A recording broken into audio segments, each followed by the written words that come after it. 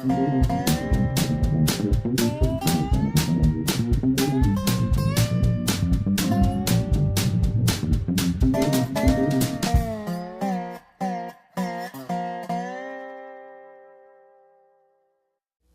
is Dave Monk of Prairie Monk, WEFT, Champaign 90.1 on your FM dial.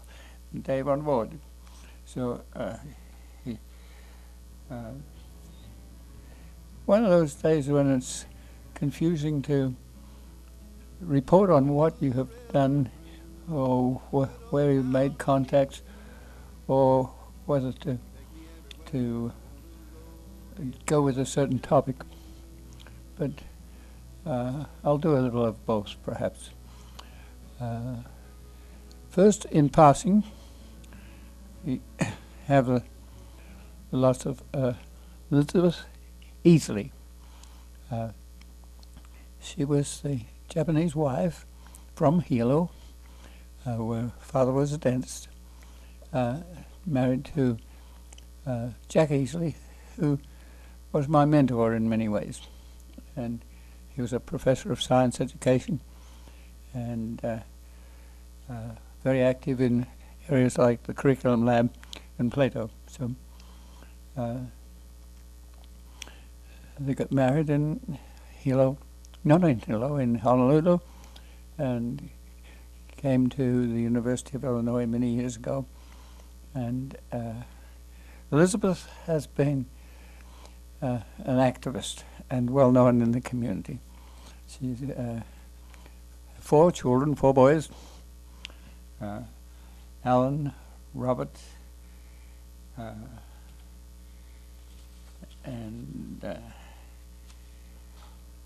Jack and David, and all have had prominent roles in different places. The elder was Alan, and the younger was John, who lives locally, but the rest, Alan is in California, and the 2 are in the South, and in many cases involved with community action. And so Elizabeth was a stalwart of the congregational one time, and later the community church on Daniel and 6th. And so a lot of friends and relatives from a wide range of disciplines were there.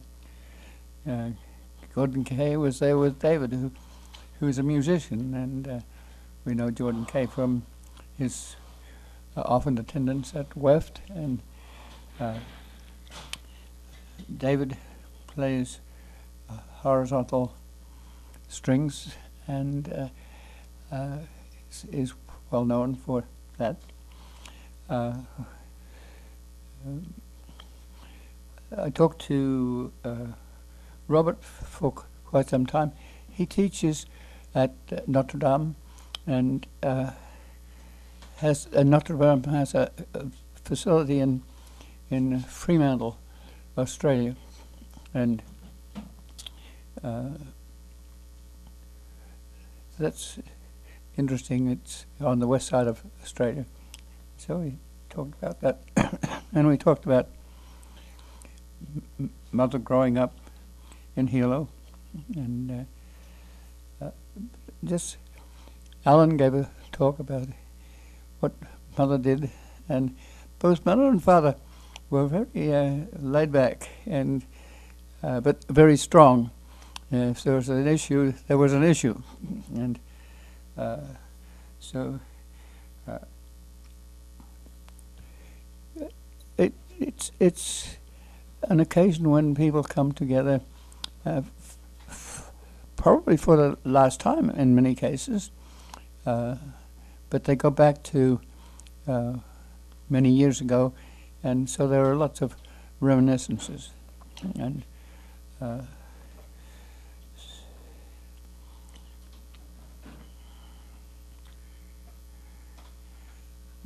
the curriculum lab was heavily involved. There was some of the Biberman family there who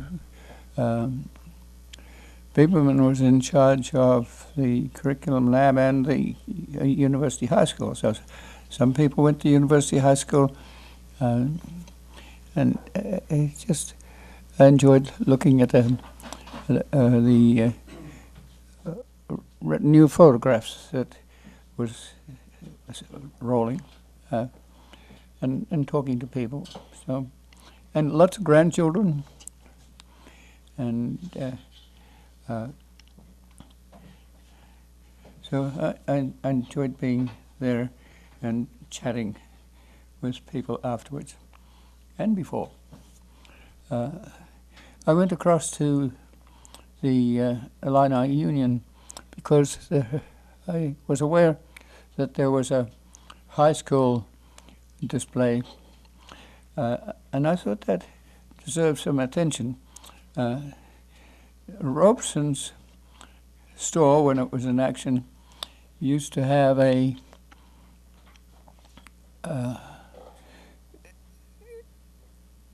show of high school art. It was juried, and awards were given to people who won those awards. It dropped off as Robeson's retreated from downtown Champaign and was quiescent for quite some time. 40 North has managed to bring that together, and it's a show in the northwest corner of the Union, and it's called Eric, and it's a memorial to a young art student who died as a result of a DUI situation in Urbana, and so this is also a memorial to him because the family is funding the project, and so that's interesting. I might say that I before this weekend, I did go last weekend to the Black Coral event and enjoyed that, and it gives us a little entrance to the black community, and the gospel bridges many different ethnic groups beyond black, but it's mainly black in Cranit, and very interesting, I thought, and those people enjoy being together, and that's patently obvious.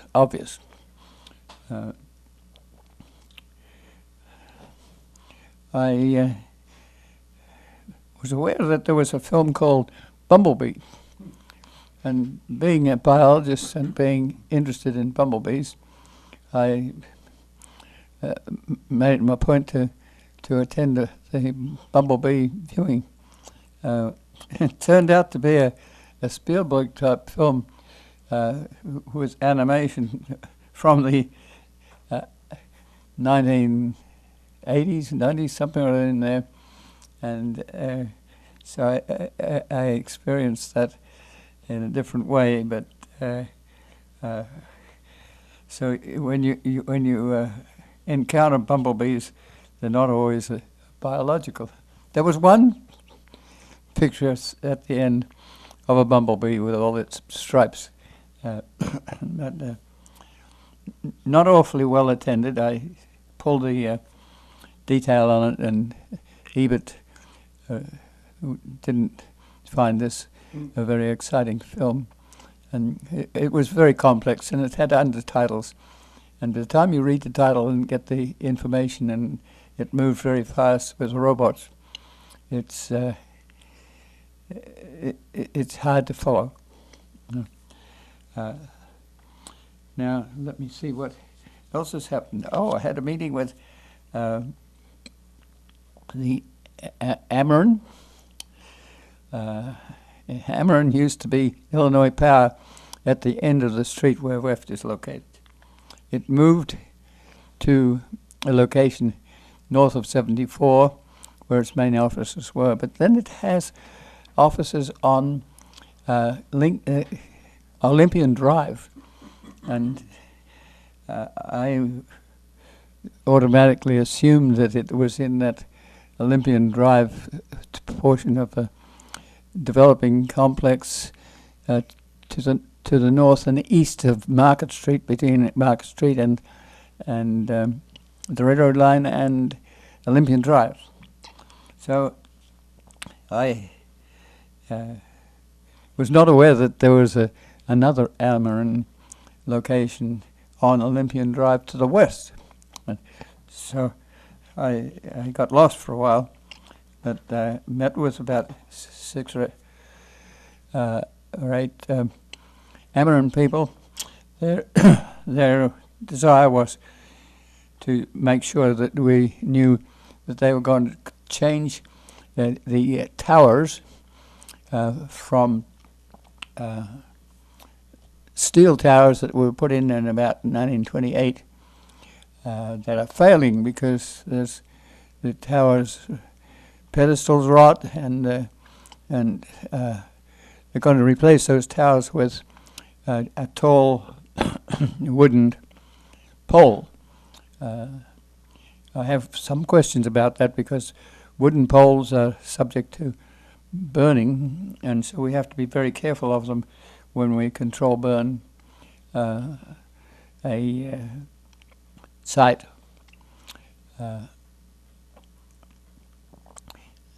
The location of the pole also is important. If the new location is placed on a corridor where you have to move a tandem truck, to place the pole on the past abandoned railroad bed means sometimes it's rather awkward to do that. So that was a concern of mine. I was also concerned about herbicide.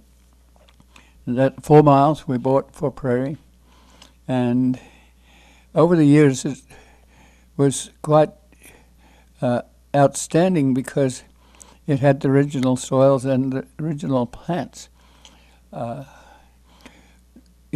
And unfortunately, the tree division of Ameren has morphed from chainsaws and axes to herbicides, which take out trees for at least 3 years, and that also takes out the prairie. The removal of trees is rather important because power lines, especially if they're old, when they take a lot of electricity, they tend to warm up and then they loop down some and can short to the ground, and that can sometimes cause sparks and fire, spontaneous fire. And if there's no crew there to manage it, that can be a problem. So there's a tendency to remove the trees.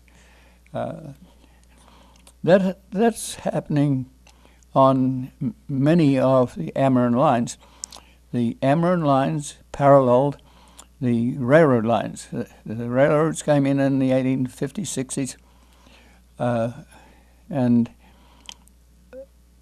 in 1905, that general area, McKinley and others brought in interurbans. So the power lines for the interurbans, it was electrical. That also enabled the local communities, which were about 5 miles apart, to gain electrical. So those power lines still exist on those corridors, interurban corridors. Sometimes they're owned by a railroad company that's bought them, the territory, and they have easements. But we're especially interested in those corridors because they have usually been mown, whether you're mowing trees or mowing just generally. The territory is a little rugged, but it extends our opportunity to preserve remnant prairie. I had to explain that what we're trying to save mostly is remnant prairie. And remnant means it's a remainder from the era 10,000 years ago. Glaciation moved away, leaving moraines and leaving wetlands and mesic situations. The only place where it remains is in 3 pocket cemeteries locally that were not mown, and on railroad beds. And if possible, we would like to make sure that those interurban beds retain their prairie. And since prairies didn't have many trees, we're interested in having those trees removed, whether we remove it ourselves or by the company.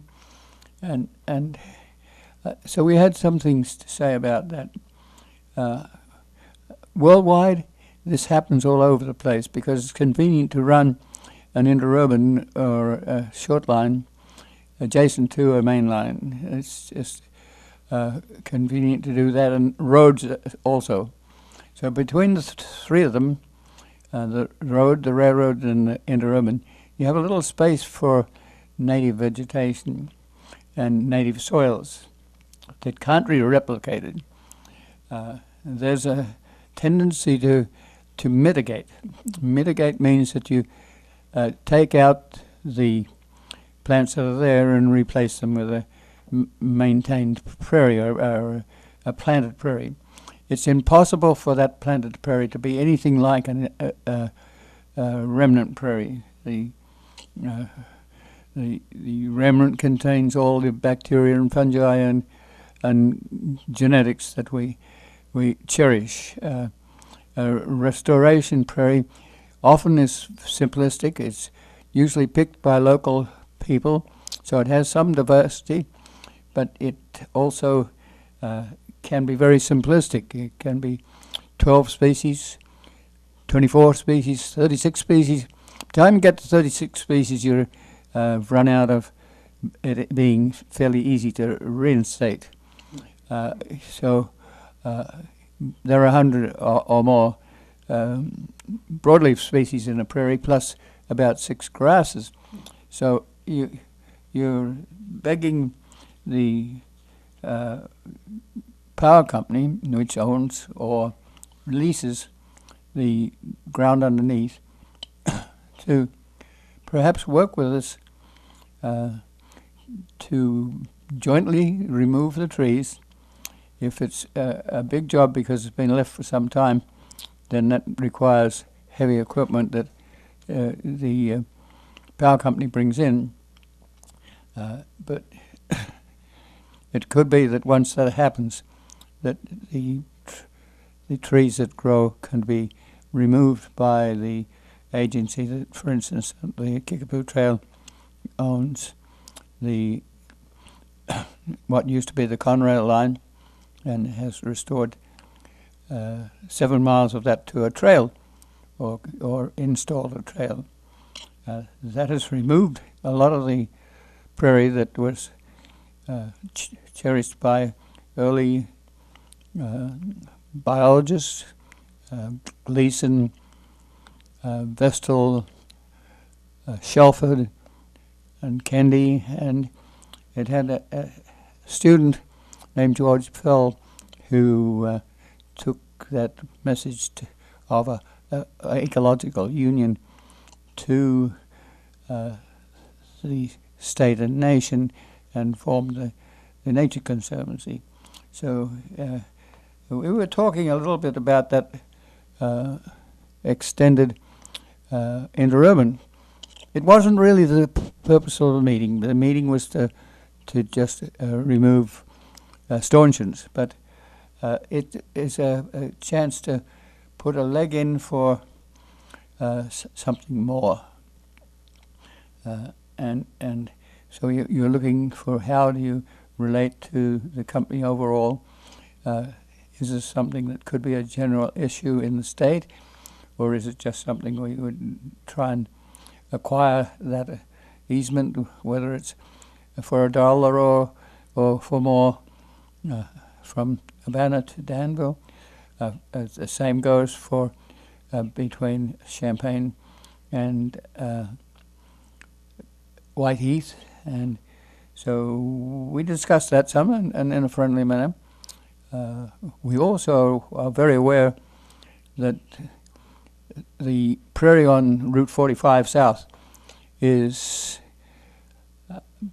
a site where the road was 2 lanes wide, then 3 lanes wide, then 5 lanes wide.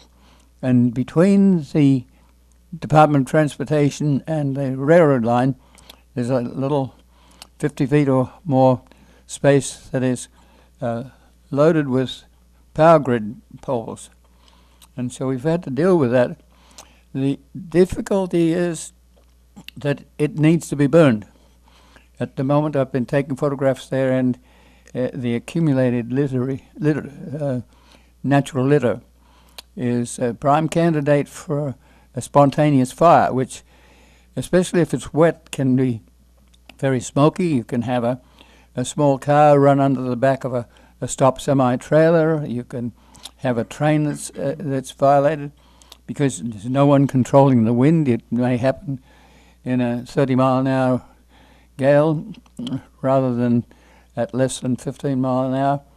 So I took photographs of that and talked to people about that. Once again, that was more than we were asked to talk about.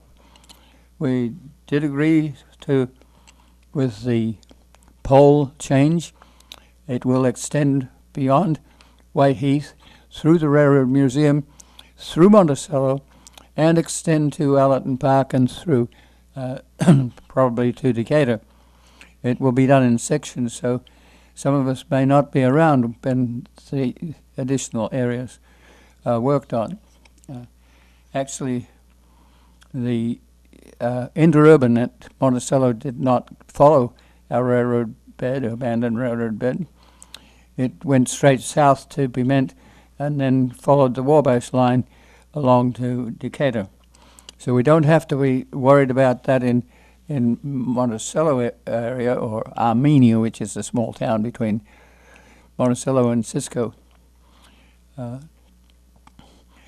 We do have to be concerned about the poles that are on that corridor, the steel stanchions that need to be replaced. There's also a problem of what you do with the fiber optics, which is on the top of these poles.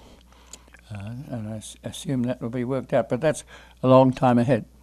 So we had some interesting discussions, and it may be that we can do something to organize the railroads, the transportation department, and the power companies to control burn the prairie that's on Route 45 South. It's a well-known area. It's labeled for prairie. It's rich in prairie plants and original soils. Been disturbed a little bit because you put in roads and railroads, but even so, it's native and it's very, very public. So we had an interesting conversation, and it also runs to how we work with putting in a railroad between Whiteheath and Seymour with the hope of getting historic trains into Champaign. You've heard this story before, but it comes up just this last week in this sort of meeting.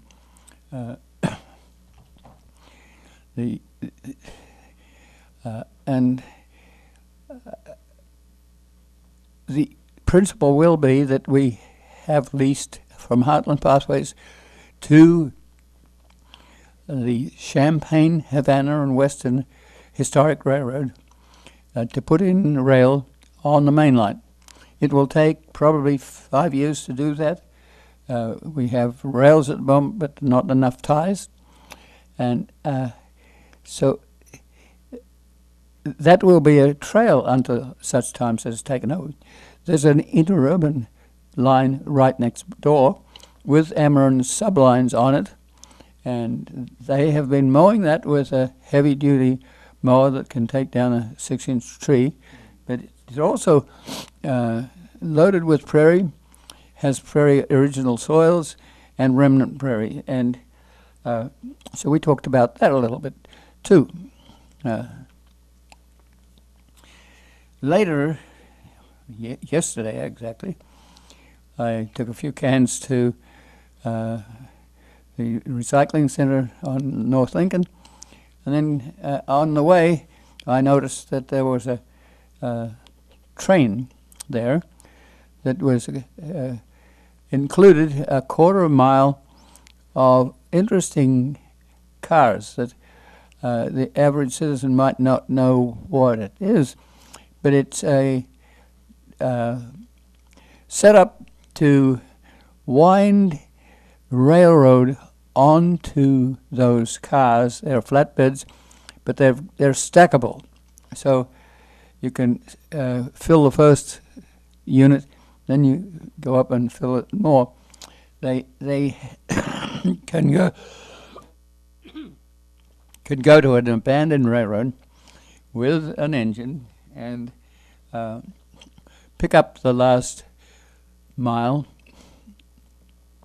and have a machine that after you've taken out enough spikes and the rails are loose, and not so loose that the engine that just ran on them is going to derail, but that rail is lifted up and put into something like a washing wringer, and it's wound through onto that quarter mile of train.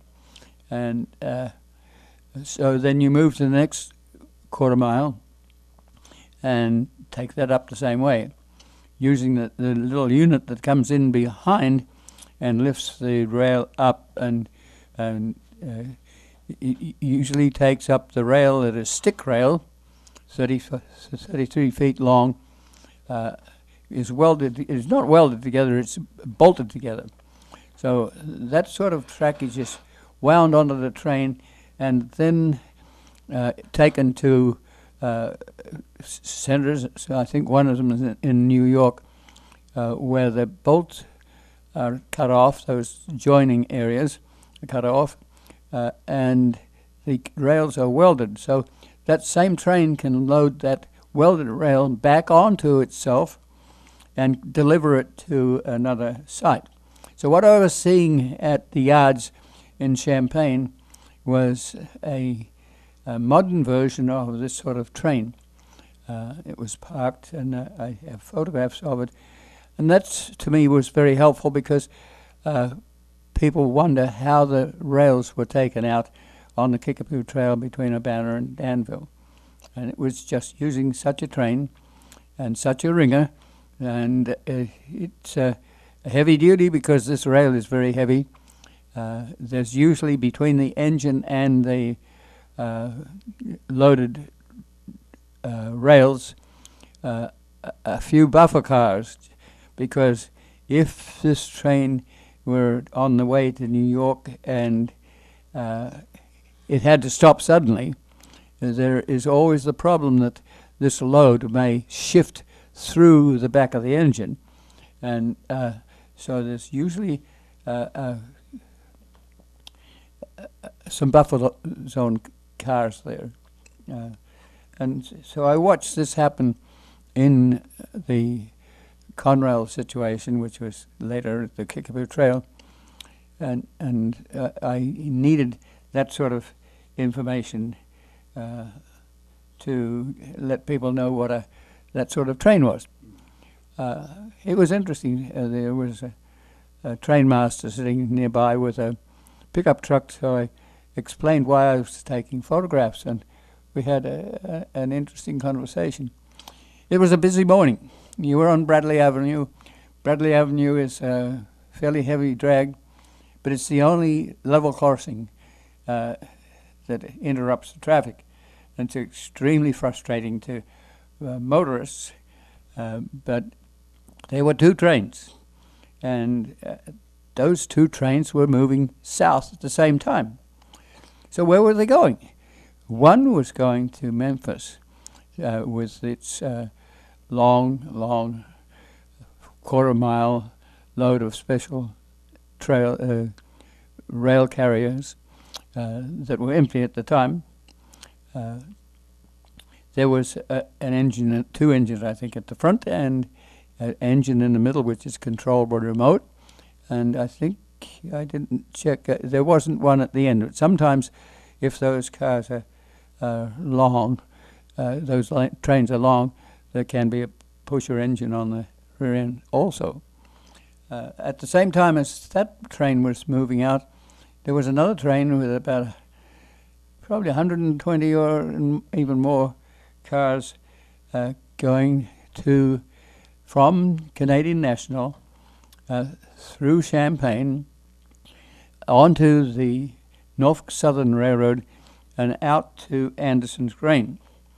In the past few years, the railroad situation has gotten to be that they like to have long trains.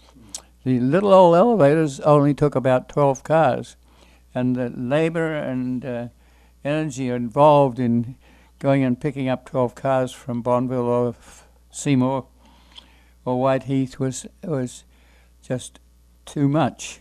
So those small lines, just 5 miles apart, have been put on reserve. We're very much wanting to buy, borrow, beg, or steal the 7 miles between Seymour and Bonneville and Staley, so we can get historic trains into town. That eventually would mean that the Canadian National would perhaps let us get more into town, but that's a very difficult thing to negotiate. It's no less difficult than trying to get the railroads and the transportation department and the power lines to burn a prairie rather than to herbicide it. So once again, negotiations. So that train was moving at the same time, but it was coming round and going west to Cargill's or Anderson's that are on 150 near to Mahomet or toward Mahomet. That facility can take large trains. They have 3 or 4 subsidiary lines, and they can also store things there for an appropriate moment, watching the financial market to see whether the price of a bushel of corn will go up by a half cent or something like that. Sometimes those trains back up to Cardinal Road and block traffic there, but it's it's interesting that Canadian National was working with Cargill. They're on a Norfolk Southern line, so I asked if that was a financial problem, and yes, it is. When one railroad line is on another line, there is a payment of one to the other for the use of the line. The advantage is that if you can send grain in 2 different directions, you have an opportunity to negotiate the price. And so it would pay Canadian National to lease the opportunity to pull grain out of Cargill's huge elevator and bring it back onto the Canadian National line. So then you can negotiate. So some of that grain usually goes west on the Norfolk Southern to Mansfield, and then it goes south or north. And so there is a reason for looking at railroads and how they're preserved. Railroads have been reluctant to dip their hand in the pocket of federal government money.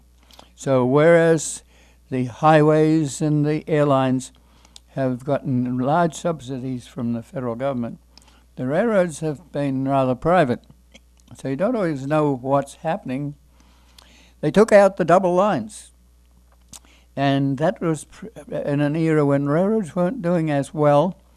And it looked like the money that could come out with those rails, which are liquid gold, would go into other multinationals. So we watch the railroads with interest. We have, especially in the Champaign-Urbana area, we have Amtrak, which is a people mover. And that's a problem because if you have only one line, the people movers get in the way of major 200-car trains. And if you stop that train, you're going to have a lot of energy to move it again. And it's worth millions and millions of dollars. So the experience of local travelers is that the Amtrak line gets put off to the side and has to wait while the rather lucrative freight train goes by. That can be obviated by some building of back of the second track. So they're doing that between Chicago and St. Louis. They haven't done it here. So I talked about that sort of thing a little bit. So at the moment, if we're going to work with Canadian National to bring a train into Champaign, then when you're working on Canadian National Rails, you have to realize that the historic train would have to be piloted in on another commercial line. The Railroad Museum and assumedly the Chicago, Havana, and Western Historic Rail both would be tourist-type opportunities, and so that once again there's more negotiation because there's a lot of ticketing difference between ticketing a rail that is taking grain out commercially and a tourist line. So it's almost an impossible thing for non-profit agencies to work with. So at the present, the line between Whiteheath and Seymour is initiating re-railing. The portion between Seymour and Bonneville and Staley has been closed. The rail is there, exists. We'd like to buy it. It costs about $1 million to buy it, which means we have to raise money locally. Mainly locally because things don't seem to be happening so well at the state level and the federal level. So we're dependent on the locals. And this, if you're going to put in a $19 million event with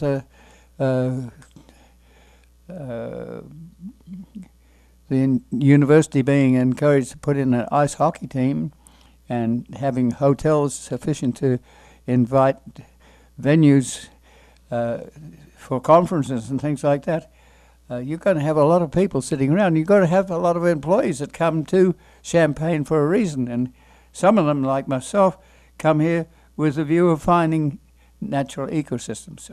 So when we do all this, we're also thinking of the nature. So here we are talking to Ameren, and we're talking to Canadian National, and to some extent, it goes. The thoughts go on behind the obvious public scene, so the public doesn't always know what's going on. but it's rather important for us to share with the public this sort of information. There's one problem we have, which is that the elevators need to, at one end, whether it's at the end where the grain is stored or at the end where the grain is sold, there needs to be a weighbridge to say how much grain has been moved. And there is no weighbridge for the railroads on that corridor. There is the thought that we could perhaps lease a site from somewhere else. That's probably not going to work. There's a lot of liability about shunting grain cars here and there to get them weighed. So the other alternative is to find a reserve weighbridge and to install it, which probably is going to cost about $20,000 to even think about it.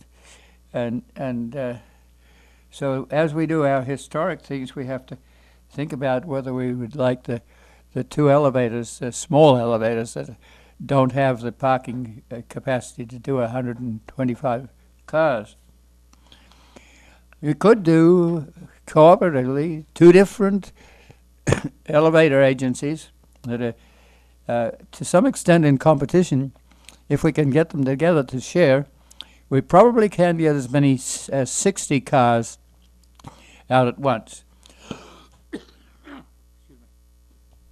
And that gives us a chance to think about how we can do a cooperative venture. This means we're thinking about planning. How do we park these vehicles?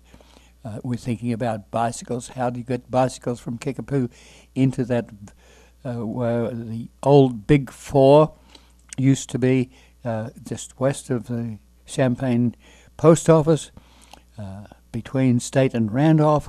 Could we have a venue there for people, for artists? Do we come in further, come into the warehouse that's over there that is relatively vacant, but it used to be where the News Gazette got its rolls of raw paper in. So it's been a line that's been used recently. Some portions of it have been taken out. How do we get bicycles into that venue? How do bicycles relate to historic trails or historic rails? So we want you to think about this. We want you to go look and see what you think. How you think you could get trails across Champaign and Banner. There is a possibility that Norfolk Southern has retained its yards at Banner, so you could come. There's a rail trail movement, and part of that rail trail movement is recommending running trails adjacent to the rails. That sends train drivers up the wall because they're very familiar that people tend to want to walk on rails and violate their dignity, and some of them get killed. So it's very, very hard to get that sort of trail. It's also, if you think about Lincoln Avenue and University Avenue, where there's a lot of traffic in both ways, how do you get around that? Do you have a bridge over it? It costs millions of dollars. Probably not.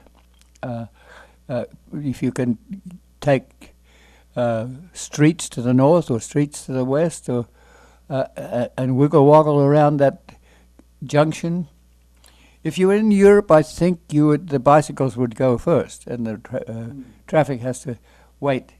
But we're not to that level yet. It's no use proposing something that's ridiculous that will not happen locally, and you know it's not going to happen, so don't mention it in the first place. But so we're thinking about these things, and it was interesting to talk to the rail master in the yards to the north. Those yards are being heavily used. They park trains there. And they don't necessarily intend to violate the traffic that goes on Bradley Avenue. They tend to pick a time when there's less traffic, and people know that there's a problem there, and they can always drive around it. Once again, you could think of a bridge that would go over Bradley Avenue, but once again, that would be a cost of many, many thousands of dollars. Yeah, okay. So I'm looking at my list here. 11 minutes. Oh, wow, it goes fast. I had a little computer problem this week. So the computer has been getting slower and slower, and I called up the News Gazette to get access to my electronic newspaper, and the agency that handles their electronic registration said, well, we know what your problem is. You've got a mole in there. You've got a virus. So we spent most of Friday trying to get rid of that malware situation. But computers are also interesting for us because some of what I'm talking about to you requires that you know what we're doing. And that means we have 200 informational 1-hour programs up on YouTube, but that doesn't get read by everyone. So what Tucker has come and he's working with us.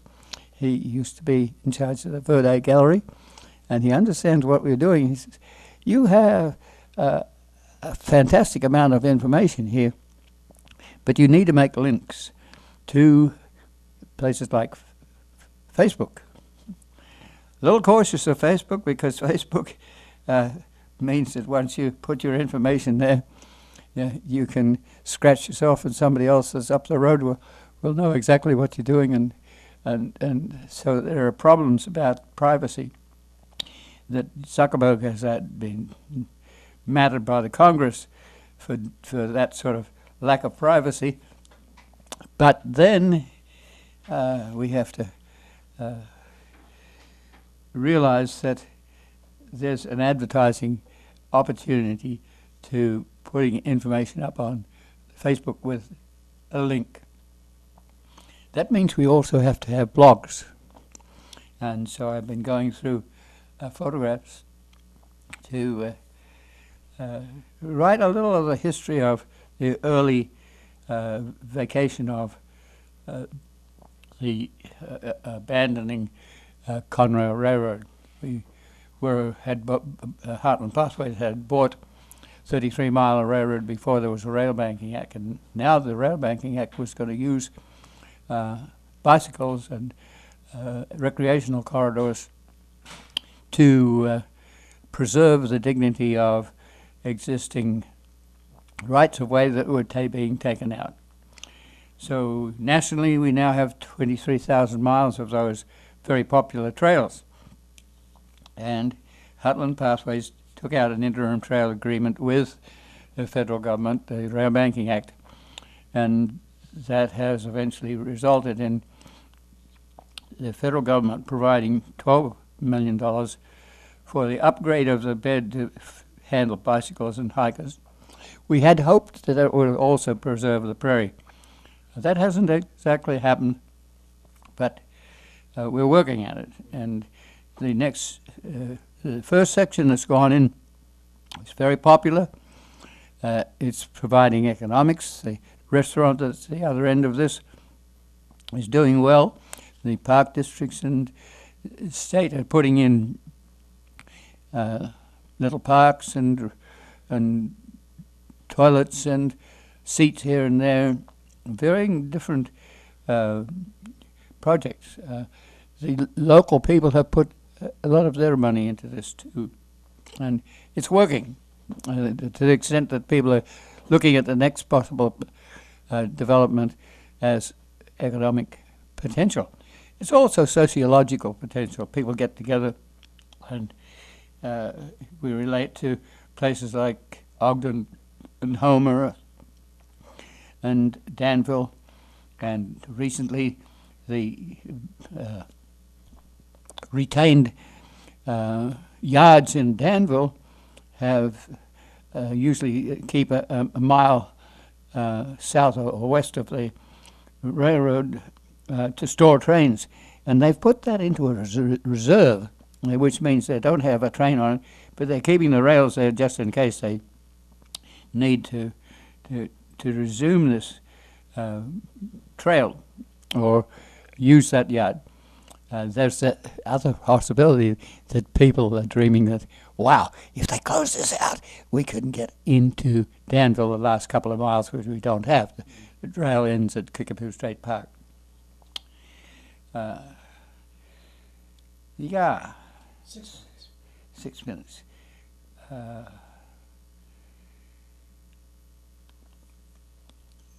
So think beautiful thoughts about working with Ameren to allow us to preserve the remnant prairie on the interurban. The main line is 100 feet wide, usually, a little wider where it comes through the cities or the villages.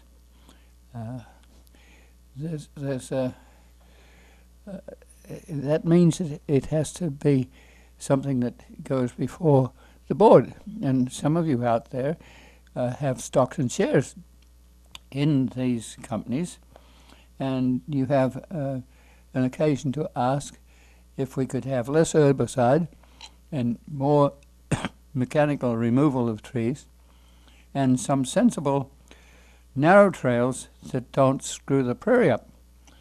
When we get to Bronson, which is just west of Oakwood, there's a mile of wonderful prairie on the main line, on the interurban, and adjacent to a road.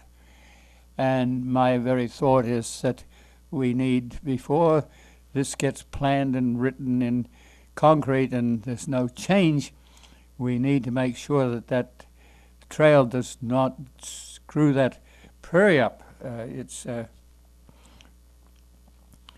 where people collect seed. Doris Festival picked a lot of seed there for a rather well-known prairie and forest glen to Vermilion County Conservation District, but other people picked there too. So we're suggesting that the road to the north be a shared road. That means you put a sign on it that says this is for bicycles too. Please don't go at 70 miles an hour along there, but be careful. It'll also inspire Ameren to take the power lines that are off on the old interurban closer to the road so that they can take a man lift or a person lift that can work the power lines without having to mess up the prairie. That's rather nice as far as we're concerned, but it's probably expensive to do that and not necessary, and often it doesn't have a road adjacent. The road in Oakwood takes a bend to the south, and it doesn't run, 150 doesn't run parallel to the railroad line for a while. It goes through Mission Field and other places rather independently. Once again, we have to talk to the township supervisor. The township supervisor at the moment is a new township supervisor, and he doesn't realize that the value of that prairie and has been mowing it at the wrong time of the year. So very gently we have to find out how to work with that event. Some of the people who we have to talk to are on the county board. Kevin Green, for instance, is on the county board. But they are also busy with another thing which is unrelated, but it is related to Ameren, the Clean River, which runs by where Ameren or Illinois Power had a power plant. had swampy areas where their leftover chards from the furnaces were deposited, and they're leaching into that river. So this week, if I don't know the exact dates, perhaps I have it here. No, I don't have. But I think it's the 29th. There will be a hearing about the ash that is leaching into this only Illinois clean river. So the thought is, what do you do there? You can put up a barrier, you can channel the river to a different place. That was not unusual for the strip miners to do. Or you can take the junky material elsewhere and bury it in a safe place. Not always easy to do either. Sometimes we send stuff to Kansas and other places. 45 seconds. Okay. Well, I think I probably said enough. Remember to do sensible things with your plastic. We don't want that going into the oceans. This is Dave Monk, your Prairie Monk, WEFT Champaign, 90.1 on your FM dial. And Dave on the board, and as always, the views and opinions expressed are solely those of the speakers and no one else.